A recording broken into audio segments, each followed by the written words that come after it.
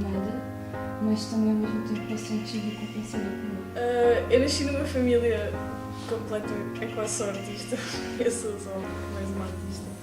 Tanto do lado da minha mãe como do lado do meu pai. Eu usei o meu portfólio, os meus trabalhos, que na altura estava muito orgulhosa.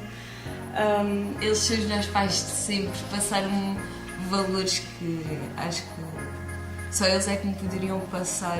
Tenho amigos de 80 anos, onde tenho novas perspectivas e peço novos conselhos Ao mesmo tempo, nós só outro dia, depois das aulas, ia sempre muito ter com ela e ver o que ela está a fazer.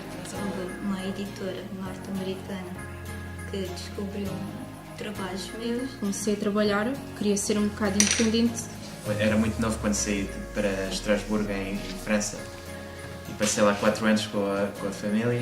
E sempre escrevi poesia, sempre escrevi textos, mas foi sempre muito importante para mim ter um animal de estimação. Depois, quando tinha 6 anos, tive a minha primeira aula de guitarra e mudou toda a minha perspectiva sobre querer ser veterinária. Recordo-me que eu segui a minha primeira máquina fotográfica quando tinha provavelmente 10 anos por aí. E era uma Polaroid da Barbie. Outra coisa muito importante para mim era as férias em família no Parque de Campismo em Monte Gordo. Mas eu não me lembro porque é que ele chama Bibinho, não me lembro porque é que se ele chama Bibinho por eu não conseguir dizer o nome ou se era mesmo o nome, isso eu não me lembro. Dediquei-me um pouco mais à música e às guitarras, foi a partir dessa altura que parece que houve o clique